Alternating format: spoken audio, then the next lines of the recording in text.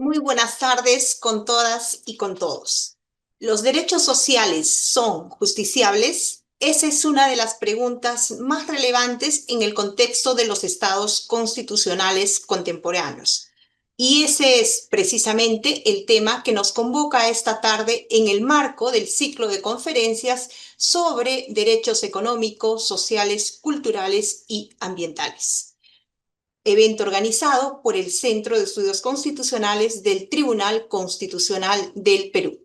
A nombre del magistrado César Ochoa Cardich, director general del Centro de Estudios Constitucionales, les damos la más cordial bienvenida a esta sesión inaugural que tiene como propósito reflexionar sobre la exigibilidad de los derechos sociales y la transformación social, tema para el que hemos convocado al profesor doctor Roberto Niembro, a quien le damos una cordial bienvenida.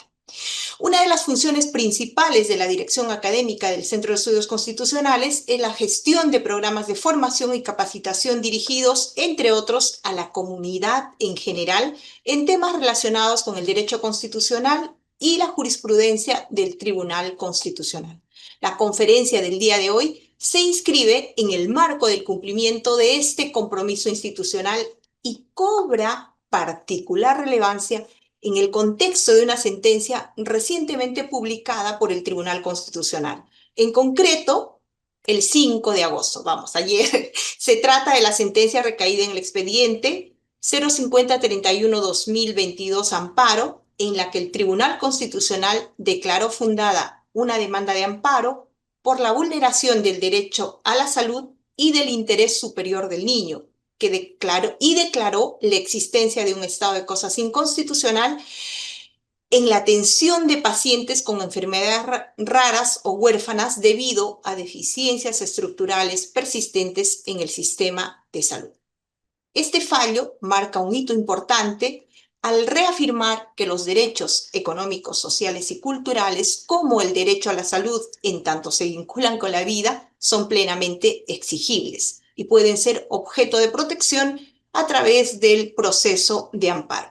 Para profundizar en estos temas, tenemos el honor de contar con la presencia del profesor doctor Roberto Niembro Ortega, a quien le damos sinceramente un agradecimiento especial por haber aceptado la invitación que en su momento le cursara el magistrado César Ochoa Cardich, director general del Centro de Estudios Constitucionales. Asimismo, en calidad de panelista, tenemos el gusto de contar con el doctor Juan Manuel Sosa, director ejecutivo encargado del Centro de Estudios Constitucionales.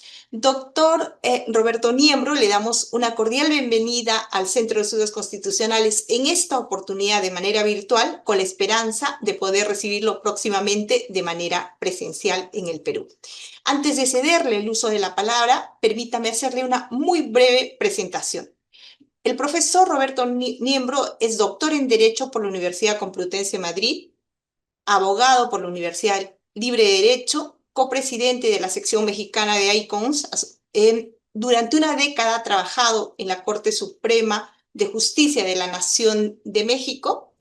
Entre sus principales publicaciones en el ámbito del derecho constitucional destacan, entre otras, el libro La justicia constitucional de la democracia deliberativa, publicada por la editorial Marcial Pons en 2019, el artículo Disposiciones constitucionales inconvencionales a propósito de la prisión preventiva oficiosa, publicada en 2024, y el artículo La justiciabilidad de los derechos sociales y la transformación social, el caso del Hospital General de León, publicado en 2022. Doctor Roberto Niembro, bienvenido nuevamente, le dijo en el uso de la palabra. Adelante, muchas gracias. Muchas gracias, Cande. Un gusto saludarte y bueno, también agradecer al Centro de Estudios Constitucionales por la invitación, a su director general y también a mi colega, quien va a comentar, a Juan Manuel Sosa, al doctor Juan Manuel Sosa, pues quien le agradezco también la participación. Bueno, como saben, el día de hoy pues vamos a comentar una sentencia o les quiero compartir una sentencia de hace algunos años de la Suprema Corte que forma parte de un libro que escribí sobre la argumentación constitucional de la Suprema Corte en México. Yo fui durante varios años secretario de Estudio y Cuenta como se llama acá en México, pues, letrado en otras latitudes, magistrado auxiliar, elaborando proyectos de sentencia y dictámenes ahí en la misma Suprema Corte. Entonces quería pues ponerles en contexto un poco de los cambios que ha habido en México, que son recientes, son importantes. Este artículo se escribió hace algunos años, pero además ha habido cambios muy relevantes en la jurisdicción mexicana que seguramente ustedes están al tanto por las noticias internacionales y que creo que pues también es importante que lo tengan en cuenta porque este artículo pues se escribió bajo un contexto digamos, legal muy diferente al que, en el que estamos ahora en México, del que todavía no sabemos, digamos, sus resultados, pero, digamos, hay un cambio sustancial, eh, fundamental, tanto en la Suprema Corte como en el Poder Judicial Federal, y por lo pronto, pues entonces quería hacerles un antecedente, ¿no? Entonces, dejando algunas ideas preliminares en México, digamos, de la jurisdicción constitucional mexicana, esta fue una sentencia de la Corte, la que me voy a referir más adelante. Eh, pero hay algunas ideas preliminares de la jurisdicción constitucional mexicana que tienen que saber para entender, digamos, esa resolución y luego las resoluciones y luego dónde estamos parados y luego ya evaluar el caso, ¿no? Pues México es un país federal, eso es importante que lo sepan, es parte del litigio, ¿no? Del que vamos a platicar. Su jurisdicción constitucional está semiconcentrada, o es un sistema mixto, porque en México tenemos medios de control constitucional concentrados que conocen exclusiva la Suprema Corte.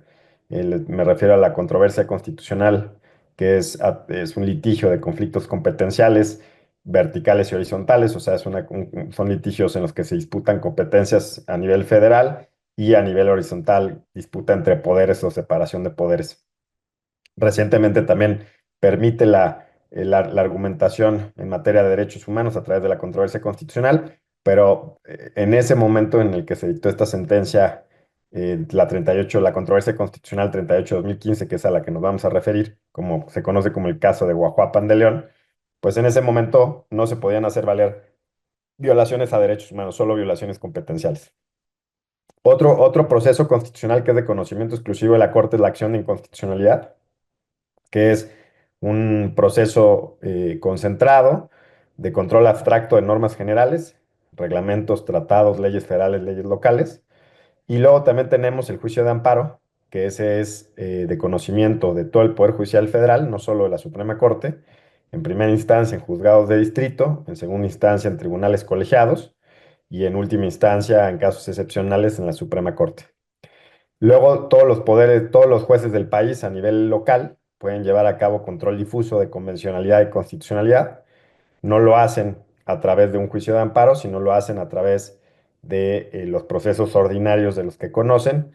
Si consideran que una de las normas que están aplicando o que van a aplicar es inconstitucional o inconvencional, pues la dejan de aplicar para efectos de la resolución del caso concreto. Entonces en México, digamos, tenemos una mixtura bastante compleja. Bueno, y luego la materia electoral, pues tiene sus tribunales electorales especializados, que también pueden llevar a cabo control de constitucionalidad, tanto de actos como de normas generales. Entonces, tenemos digamos, un sistema bastante complejo de control constitucional.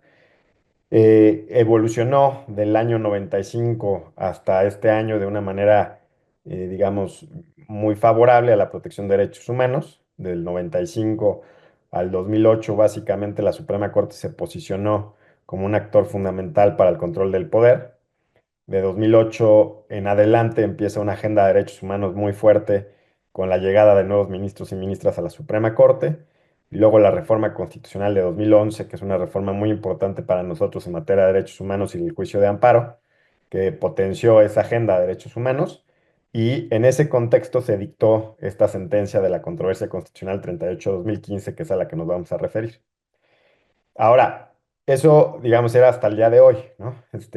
El año pasado, en septiembre de 2024, se publicó una reforma constitucional al Poder Judicial Federal y a los poderes judiciales locales para que todos los poderes, todos los jueces y juezas del país sean electos popularmente. Seguramente lo habrán escuchado en las noticias. Es una reforma que va a cambiar de manera sustancial, ya está cambiando de manera sustancial al Poder Judicial federal y local. En este año se eligieron la mitad, se va a renovar la mitad de los poderes de los jueces y magistrados federales, la otra mitad sale en 2027 y hay elecciones. Se elige por completo a la Suprema Corte de Justicia de la Nación, o sea, empieza la nueva Suprema Corte, inicia sus funciones el 1 de septiembre, ya están electos los 9 integrantes, antes eran 11, ahora van a ser 9. Durarán menos años en su encargo, antes duraban 15, ahora van a durar 12.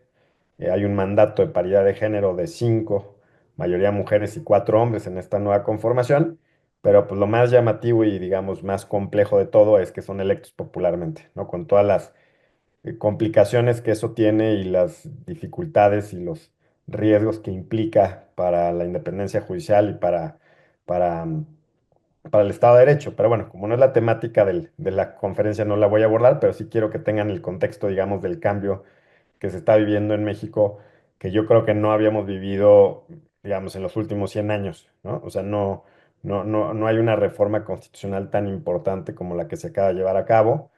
Eh, y bueno, a partir del 1 de septiembre hay nuevos órganos, nueva Suprema Corte, nuevos magistrados y jueces federales, hay un nuevo Tribunal de Disciplina Judicial que se encarga de verificar la disciplina y la vigilancia del Poder Judicial, hay un nuevo órgano de administración del Poder Judicial Federal, etcétera. Entonces, todo esto porque, digamos, estamos en medio de una transición muy, muy fuerte en México en la cual pues yo les voy a hablar de una sentencia que se dictó en el periodo que está culminando, digamos, de la Suprema Corte, que es un periodo, yo creo, de vanguardia y de jurisprudencia muy robusta en materia de derechos humanos. No sabemos lo que viene, ojalá y sea así, continúe de esa manera, pero pues digamos, será una nueva época de la Suprema Corte y del Poder Judicial Federal. Entonces, bajo ese contexto, esta sentencia a la que me refiero, a la que hoy vamos a comentar, pues es una sentencia que llega, que va a justicializar el derecho a la salud en México a través del proceso constitucional, que ya les comenté que es una controversia constitucional. La controversia constitucional no está destinada a su objetivo principal, no es la garantía de derechos humanos, sino la garantía de la distribución de competencias horizontal y vertical, ¿no? Ese es el propósito de la controversia constitucional. Desde 2021 se puede también alegar violación a derechos humanos, pero las violaciones principales que se debaten en esa sede jurisdicción, en ese proceso constitucional, son conflictos competenciales. Y así fue el caso del caso de Guajuapan de León. Eh, esta sentencia de 2015-2016, pues lo que buscó, lo que logró fue garantizar, y esto creo que es el quid de la cuestión que voy a desarrollar, logró garantizar el derecho a la salud de manera indirecta, obligando a que el Estado, que acuérdense que les comenté que México es un Estado federal, digamos que el Estado local fuera o estuviera obligado a través de una sentencia de la Suprema Corte a ejercer sus competencias. ¿Por qué? Porque el conflicto que se suscita es que un municipio, el municipio de Oaxapan de León, así se llama, demanda al estado de Oaxaca, o sea, la localidad, que habían llegado a un acuerdo para la construcción de un hospital precisamente en ese municipio, para lo cual el municipio había donado un terreno y el Estado se había obligado a conseguir los ingresos necesarios o el recurso federal necesario solicitándoselo a la federación. Lo que sucede es que el Estado de Oaxaca pues nunca lleva a cabo esa solicitud de los recursos federales ante la federación y entonces el municipio le demanda a Oaxaca, al Estado de Oaxaca, le demanda pues la omisión, digamos, de ejercer sus competencias, ¿no? En México la salud es una materia concurrente, es decir, que los tres niveles federación, estados y municipios tienen una parte de la competencia y entonces lo que hace el municipio es demandar al estado diciéndole, pues ejerce tus competencias, nosotros teníamos un acuerdo para que se concluyera en determinado tiempo el, el, el, el hospital y no lo llevas a cabo y entonces yo te demando para que lo hagas. El municipio logra reconocer que se le reconozca su legitimación. La legitimación en la controversia constitucional es una legitimación limitada prevista en la Constitución, en el artículo 105 de la Constitución mexicana, es decir, un ciudadano no puede interponer una controversia constitucional, sino que son solo órganos del poder que se están disputando sus competencias. Y aquí lo que sucede es que el municipio demanda al Estado de Oaxaca alegando que hay una afectación a su esfera competencial sobre la materia de salubridad general, porque el Estado no ejerce digamos, el ámbito competencial que le corresponde para que, digamos, obtenga los recursos federales para concluir el hospital. Entonces, así se fragua, digamos, el conflicto, se lleva a cabo a través de una controversia constitucional, como les decía, no hay un alegato directo de violación a derechos humanos, porque acuérdense que esta controversia constitucional está destinada a los conflictos competenciales, en ese momento, exclusivamente para los conflictos competenciales, a partir de 2021 ya se puede en México, a través de la controversia constitucional, alegar tanto violaciones competenciales como violación a derechos humanos, pero siempre tiene que haber un alegato de violación de competencias. O sea, no es un amparo, es un proceso constitucional destinado a la protección de competencias de los órganos del Estado y el listado, digamos, de los entes legitimados para interponer una controversia constitucional son solo órganos del Estado, poderes del Estado, federación, estados, municipios, legislaturas, eh, etcétera. Entonces, lo interesante de esta sentencia, y por qué digamos, le dediqué un tiempo académico, fue porque esta sentencia logra, a través de una vía indirecta, digamos, a través de obligar al Estado de Oaxaca a ejercer sus competencias, a garantizar o a través de eso se justiciabilizara un derecho social. O sea, el derecho social a la salud no fue materia directa de litigio, sino que fue, digamos, beneficiario indirecto de que la Suprema Corte le obligara al Estado de Oaxaca a concluir el hospital y a conseguir los recursos necesarios para ello. Esto pues está muy vinculado, bueno, luego hay un problema de cumplimiento de la sentencia, ¿no? Pero la sentencia en sí misma que es otro tema al que voy a llegar, el cumplimiento de la sentencia, pues es un tema difícil no solo en México, sino en otras partes del mundo, y hay que preguntarse cuáles son los incentivos que se deben de generar para que se cumplan las sentencias. Pero la sentencia lo que logra es justiciabilizar un derecho social de manera indirecta, obligando al Estado a ejercer sus competencias para lograr los recursos federales y concluir el hospital. Esto está muy vinculado con dos ideas, digamos, teóricas del constitucionalismo. Por un lado, una visión así, digamos, del constitucionalismo tiene detrás una visión del constitucionalismo positivo. Es decir, que el Estado no solo debe abstenerse de hacer cosas, sino que está obligado a hacer cosas para garantizar los derechos, sobre todo en este caso derechos sociales. O sea, en México ya no disputamos la justicialidad de los derechos sociales, eso es algo que, digamos, es algo ya superado, no creo que haya, digamos, académicos que consideren o académicas que los derechos sociales no son justiciables. Esa disputa no está sobre la mesa, pero sí está sobre la mesa la idea de que el Estado tiene que hacer acciones positivas para garantizar los derechos fundamentales y en este caso particular, garantizar derechos sociales. O sea, no solo es que el Estado se abstenga, digamos, que no me detenga arbitrariamente, que no me dañe, que no contamine un río y por tanto no dañe mi salud, es decir, eso es una abstención, sino aquí es la visión positiva de los derechos, la visión positiva del constitucionalismo, que implica que el Estado tiene obligaciones de hacer, ¿no? En este caso es hacer un hospital, conseguir el financiamiento por parte de la federación para concluirlo y que el municipio tenga y pueda permitir el acceso a la salud de sus habitantes. Esa es una visión, digamos, del constitucionalismo que no está presente en todas las latitudes. Hay quien, por ejemplo, en Estados Unidos hay una visión más negativa del constitucionalismo en el sentido de que no, de que el Estado lo que tiene que hacer es abstenerse de hacer cosas para efectos de no violar nuestros derechos. En los estados sociales, como el mexicano, pues el estado social requiere tanto de abstenciones, o sea, el Estado no me puede detener arbitrariamente, no puede entrar a mi casa sin una orden judicial, etcétera, que eso es abstención, pero también tiene obligaciones positivas, o sea, se considera que la Constitución establece obligaciones de hacer. Esto parece tal vez para nuestra región más obvio, pero no en todos los países del mundo se entiende el constitucionalismo de esa manera. Por otro lado, tiene que ver mucho con la idea de Roberto Garagarella relacionada con la sala de máquinas de la Constitución.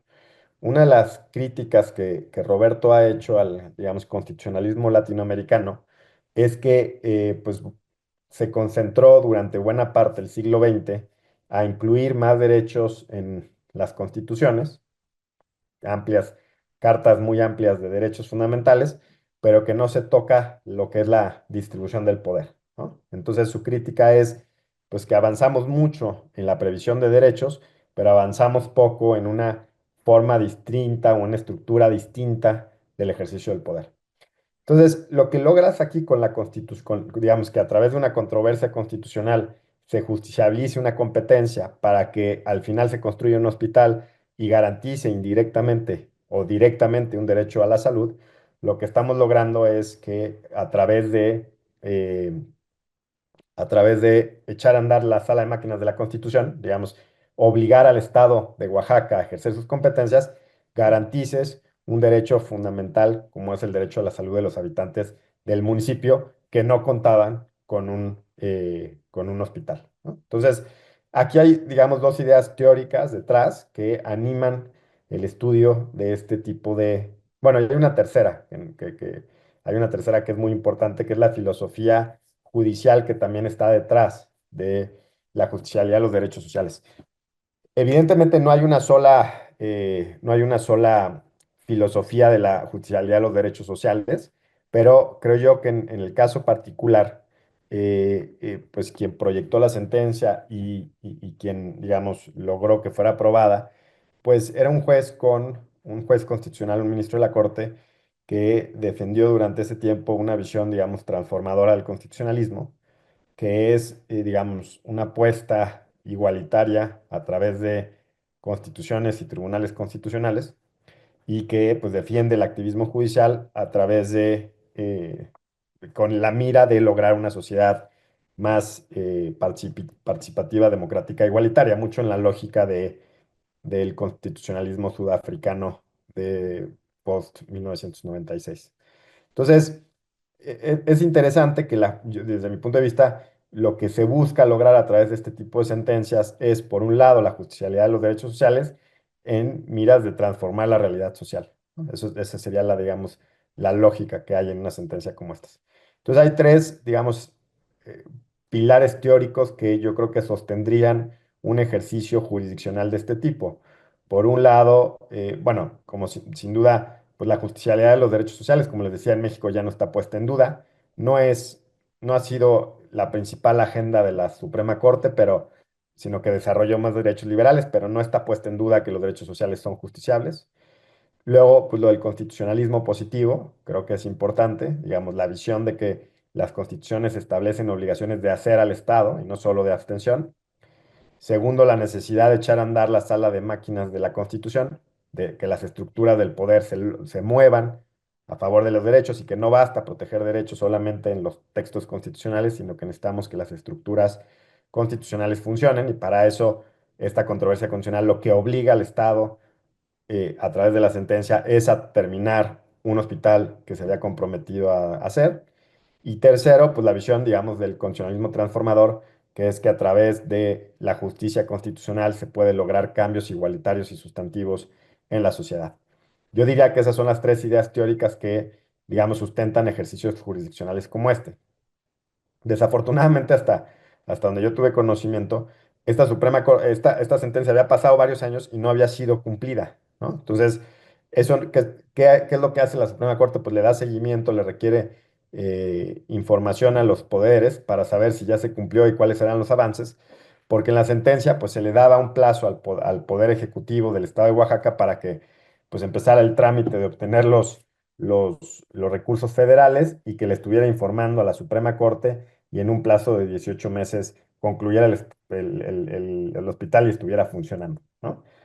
Esto en términos teóricos, pues es también, digamos, mandatos judiciales fuertes en los cuales la jurisdicción constitucional le ordena cosas muy puntuales al gobierno que tiene que hacer, que es como concluir y echar a andar un hospital, pero no le dice cuántas camas, cuántos pisos, con qué características, y eso no queda en manos del Poder Ejecutivo, digamos, es parte de su discrecionalidad, de su libertad como órgano administrativo, como administración pública, pero sí le obliga a llevarlo a cabo y establece unas medidas de seguimiento para que se le informe a la Suprema Corte si se ha dado cumplimiento o no.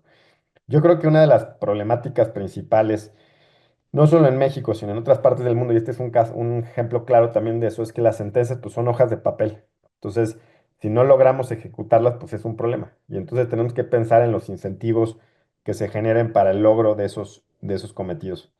Digamos, al margen y como un comentario aparte, un paréntesis, por ejemplo, nosotros litigamos hace poco un asunto de aquí, de una colonia muy tradicional del sur de la Ciudad de México, en la cual no había agua, no se estaba, había un problema de agua, logramos que la justicia federal otorgara un amparo a a todos los habitantes de de casas que acreditamos no tenían agua y ganamos primera, segunda instancia. Y el tema es que pues, la sentencia no se cumplió, pero no, o sea, se logró el agua, pero por la movilización social que se acompañó a a la justiciabilidad. Digamos, se logró el amparo, pero no es que el agua empezó a llegar gracias al amparo, sino que el agua empezó a llegar porque la gente empezó a parar las calles. Y entonces, digamos, la gente del barrio se reunía y hay una avenida principal muy cercana al barrio y entonces empezó a causar problemas viales y entonces él empezó a atender a esa comunidad. Entonces, digamos, yo creo que en todos los países, digamos, hay una amplia literatura sobre cómo lograr que se alineen los intereses, sobre todo de las comunidades sociales movilizadas con sentencias, ¿no? Es decir, esta sentencia, el problema que tuvo en su cumplimiento, creo yo, fue que era una sentencia de vanguardia, pero que el motor, quien interpuso la sentencia fue un municipio, quien interpuso la demanda fue un municipio. Entonces, si cambian, digamos, el color político del municipio, el partido político, y se alinea el partido político del Estado con el del municipio, pues ya no se van a querer molestar, ya no va a querer que el municipio no va a querer reclamarle al Estado que cumpla con su función, y entonces, pues los ciudadanos, los habitantes del municipio siguen siendo los afectados porque siguen sin tener hospital, ¿no? Entonces yo creo que aquí, pues lo muy relevante de una sentencia también como esta, digamos, la segunda gran reflexión es que pues, las sentencias, no solo en este caso, sino en todas, pero en estos casos que requieren la construcción de un hospital o cosas, digamos así, digamos que se involucran discrecionalidad administrativa con recursos públicos, pues es que tiene que haber un incentivo muy fuerte para que la comunidad movilizada, la movilización social, empuje el cumplimiento de esas sentencias, ¿no? O sea, en la literatura especializada está claro que estas sentencias pues no se logran cumplir si no hay movilización social que empuje el cumplimiento de esa sentencia. Entonces, pues, como les decía, el problema que teníamos aquí el problema que existía en el cumplimiento de esta sentencia es que pues, el municipio interpuso la demanda por un funcionario público, ¿no? O sea, no es que era una demanda de amparo apoyada por toda la comunidad del municipio que estuviera detrás y que si no lo cumplen hacen un paro y una protesta. No, en este caso era un municipio en lo particular que demanda al Estado y pues si ya después se alinean políticamente, pues ya no hay un incentivo para reclarar el cumplimiento de la sentencia. Entonces yo creo que eso fue lo que pasó aquí en México en este caso y creo que como les decía con el caso del agua que les acabo de comentar, pues también es un problema grave, digamos que se tienen que generar los incentivos. El quid de la cuestión, y pues esto no es descubrir el hilo negro porque ya lo dice la literatura, es, como les decía, que tiene que haber siempre detrás de un litigio de este tipo, pues una comunidad asesorada legalmente que se movilice socialmente para efectos del cumplimiento. Es decir, tenías que empatar los intereses de la comunidad, digamos, de los habitantes del municipio, con los intereses del municipio que promovió la controversia, para que estos, la comunidad, pues empujara a los funcionarios públicos del municipio a exigir al Estado el cumplimiento de la sentencia, ¿no? O sea, ya tenías un papel, la corte ya dijo que tienes que hacer el hospital, pues entonces ahora el motor del cumplimiento de esa sentencia, pues tenía que ser la movilización social, pero pues eso no se logró empatar. Entonces, la última reflexión que yo hago en el artículo que escribí sobre esta sentencia era cómo podías empatar, qué reforma legal tenías que hacer en el caso de México para efectos de empatar este tipo de intereses. Y yo lo que decía es que se podía hacer una reforma legal a nivel, digamos, legislativo en el caso de México para que las controversias constitucionales, entiéndanse, procesos constitucionales de conflictos competenciales, pudieran ser que su interposición, que la interposición de las controversias constitucionales pudiera ser solicitada a instancia de un grupo de los habitantes del municipio a los funcionarios públicos cuando hubiera violación de derechos humanos y violación de competencias. Entonces, en mi imaginario, digamos, con una reforma legal se permitiría que en casos como estos, en los que hay una violación competencial de afectación a la competencia del municipio, que es la salud, la salubridad general como materia competencial, pero a la vez constituye una violación de derechos humanos, que se permitiera que un determinado número de habitantes del municipio pudiera exigir, en ese caso al municipio, que el municipio interpusiera la controversia constitucional para lograr que quien estuviera afectando su competencia la ejerciera, en el caso del estado de Oaxaca. Esa era mi propuesta de reforma legislativa, es decir, yo quise concluir este estudio haciendo una reflexión de cómo podía lograrse el empate entre los intereses de los ciudadanos afectados, porque al final, si hay hospital o no hospital, pues los principales afectados son los ciudadanos que no tienen el hospital. De hecho, o sea, digamos, el antecedente de este litigio de la controversia constitucional es que una mujer tuvo que parir afuera del hospital porque no había dónde parir, ¿no? Entonces, el municipio lo primero que hizo fue interponer un amparo. Le dijeron, no, usted no puede venir en amparo, tiene que ir en controversia constitucional. Entonces prácticamente agarraron su demanda de amparo y se la llevaron y la pusieron como controversia. Entonces, lo que quiero, digamos, transmitirles es que puede haber una buena sinergia entre, digamos, conflictos competenciales y violación de derechos humanos, pero tendría que lograrse el empate de los intereses por un lado de las defensas o de los intereses competenciales, vamos a llamarle de algún modo, del municipio, con la comunidad que vive y que se ve afectada por la falta del hospital.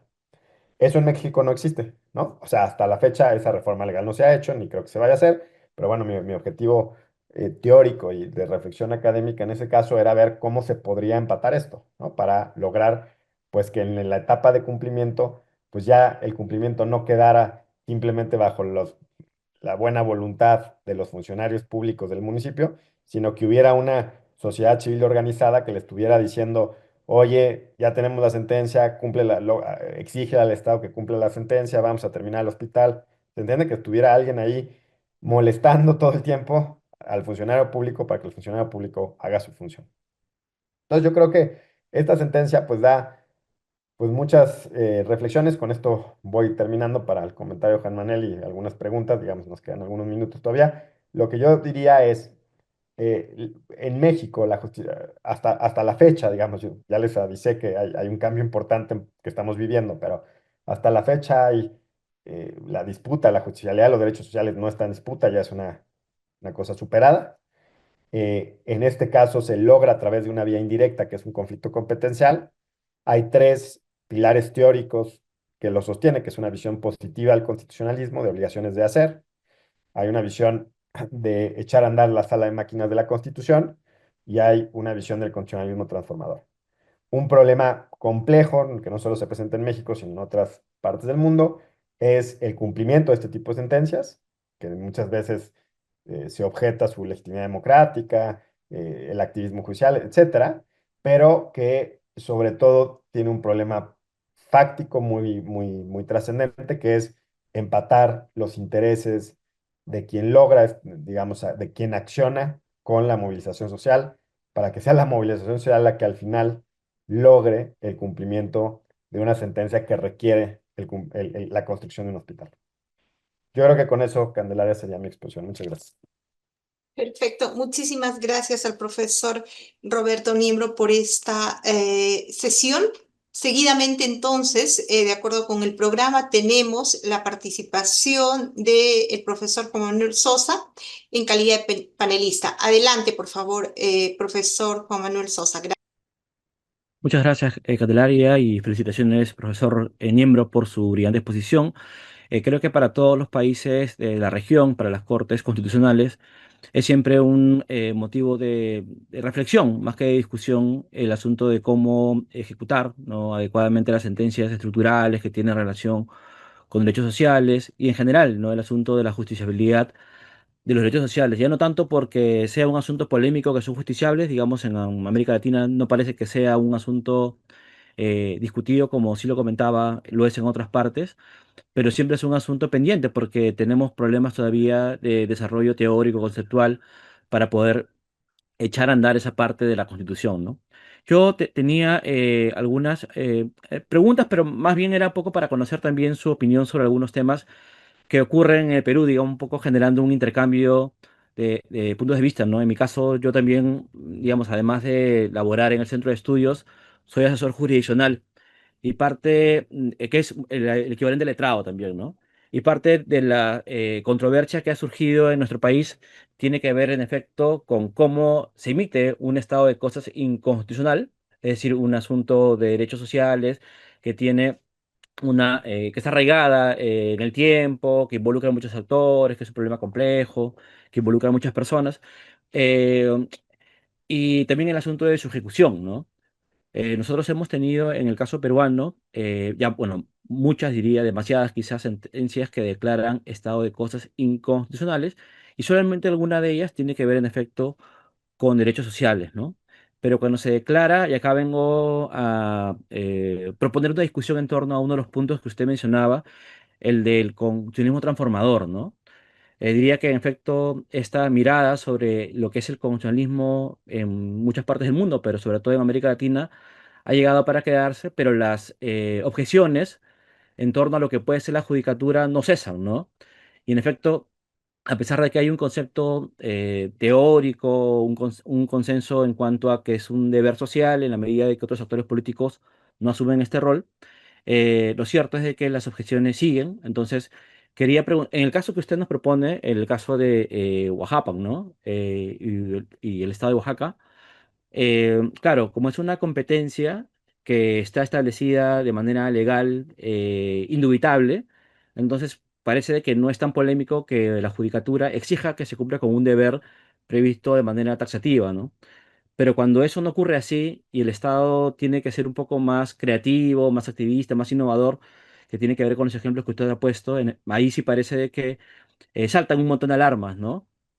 Y quería un poco preguntarle cómo es el asunto del activismo judicial en México, en este contexto que usted nos comentaba, ¿no? Donde en efecto ha habido un compromiso destacado con el constitucionalismo transformador, ¿no? Específicamente en materia de derechos sociales, ¿no? Y lo segundo tiene que ver con este asunto que usted comentaba de los mecanismos de cumplimiento, ¿no? Como le comentaba, en el caso peruano tenemos problemas también para la ejecución y acá hemos sido muy creativos para tratar de solucionar el problema, ¿no? Hemos comprometido la Defensoría del Pueblo, se han creado mesas de trabajo, se creó una comisión de seguimiento de la sentencia, y han tenido todos problemas para implementar, para lograr ejecutar la sentencia. De hecho, que ocurre, como ocurrió con el caso Riachuelo, como ocurrió con el caso de desplazamiento forzado, como ocurrió con el caso Grudbon, como ha ocurrido con el caso que usted acaba de comentar, una demora en que la sentencia se cumpla, ¿no? O no se cumple jamás. Y lo que estamos pensando ahora desde el tribunal, ha habido recientemente un taller de investigación dentro del centro de estudios entre los asesores, básicamente de despachos y comisiones, pensando en cómo podemos generar una regulación procesal que permita que el problema no se deje para la sentencia, sino pueda resolverse antes, ¿no? Incorporando mecanismos de procesos colectivos, digamos, a los que en el Perú somos ajenos, pero creo que pocos son los países que regulan realmente procesos colectivos, ¿no? Con la finalidad de poder incorporar a la ciudadanía en la discusión, ciudadanía que tenga una legitimidad importante, pero también a los actores que van a dar respuesta al problema que se encuentra. Porque lo que solemos hacer en el Perú es ver que hay un problema, sin notificar a todos los actores involucrados, se sentencia y los actores se enteran de la sentencia estructural una vez que reciben la notificación. Entonces el Ministerio de Economía, el Ministerio de Salud, el órgano que se encarga del agua, no ha participado, no ha dado su punto de vista, pero el asunto es evidente, no ha habido una violación de derechos fundamentales, pero claro, cuando esto se deja para la parte de la ejecución es difícil de ejecutar, algo que no ha generado un compromiso significativo, intercambio de puntos de vista y una perspectiva técnica, ¿no? La mirada técnica que tiene el órgano que se encarga de las políticas públicas, que no es el tribunal, ¿no? Entonces es una sentencia cargada de buenas intenciones, pero seguramente, como comentaba el profesor Niembro, destinada al fracaso, ¿no? Está bonita como para colgar en la pared, pero no logra el cambio que se quiere lograr, ¿no? Entonces, básicamente son dos aspectos de mi pregunta, ¿no? De mi intervención. Una que tiene que ver, ¿no? con el tema de el consumo transformador, yo creo que tiene que ver con cómo pensamos la parte de la ejecución de manera de que pueda realmente lograr que se cumplan las sentencias, ¿no? Gracias, profesor. Claro, muchas gracias, Juan Manuel. Si te parece bien, Cande, le contesto a Juan Manuel. Sí. Bueno, lo primero es que, sí, efectivamente, a ver, en el caso de México, la discusión de la objeción democrática empezó a surgir es del año, de hace años muy recientes, te estoy hablando de 4 o 5 años. Aunque la justicia constitucional, digamos, empezó a jugar un papel importante desde el 95, la Suprema Corte como un órgano independiente de control del poder, pues en realidad la Agenda de Derechos Humanos empieza por ahí de 2008 y ya esa Agenda de Derechos Humanos genera un conflicto con el gobierno en el último sexenio, digamos, con el presidente López Obrador. Entonces, en cuanto se genera ese conflicto, entonces se empieza a hablar de la objeción democrática, digamos, se retoma por los partidarios del gobierno diciendo, a ver, estos jueces están haciendo cosas que no deben de estar haciendo, no tienen legitimidad democrática y por eso en parte viene la reforma constitucional que pues manda a volar a la mitad de los jueces y magistrados por el momento, Suprema Corte, etcétera, y que entonces pues hace que todo lo que está sucediendo en México, ¿no? Entonces, digamos, teóricamente no es una discusión muy acabada ni fuerte en el caso de México.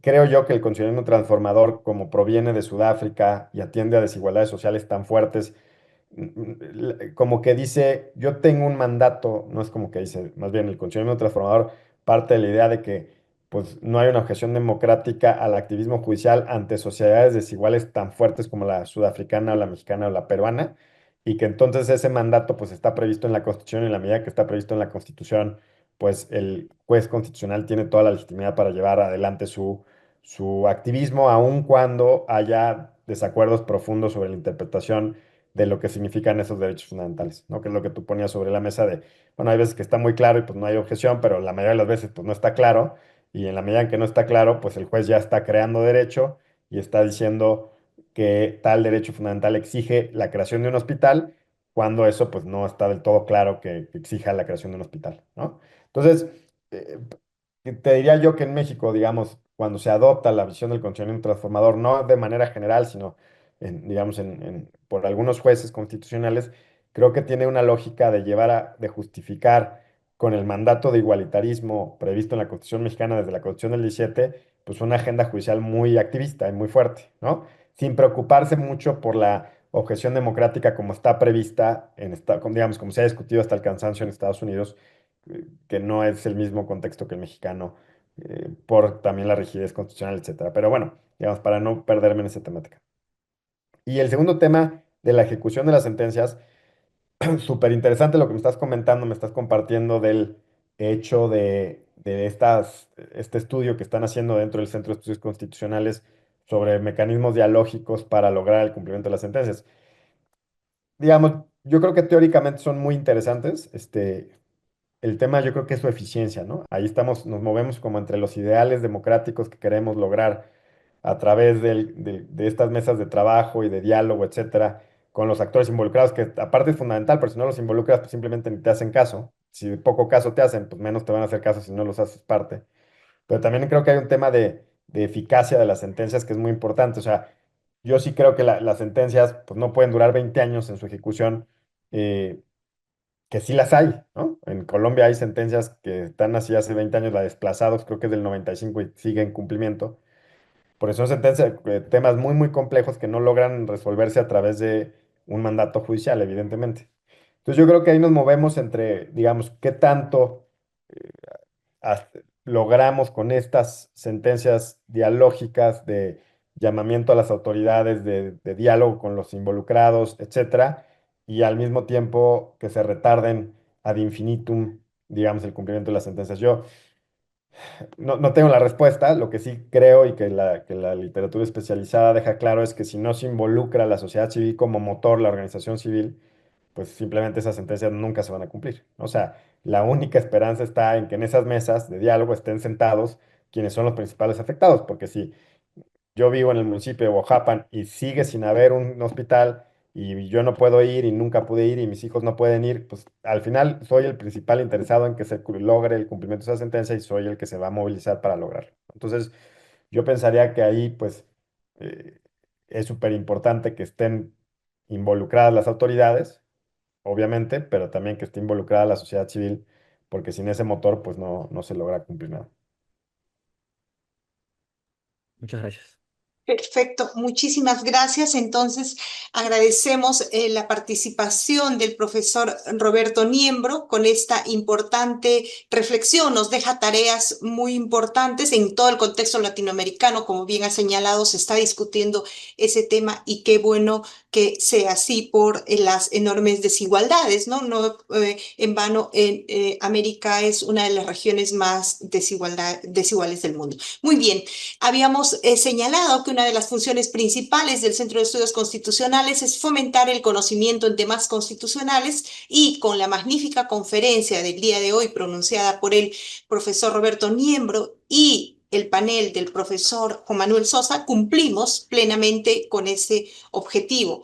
Le reiteramos al profesor Niembro que no sea esta su única participación durante este año, sino todavía queda bastante tiempo, así que lo vamos a seguir convocando para temas importantes que él trabaja. Antes de concluir esta actividad académica, quisiéramos reiterar dos cuestiones. El equipo sé que está pasando el enlace de asistencia. Por favor, les suplicamos que registren su asistencia para que la certificación les pueda llegar oportunamente a sus correos electrónicos.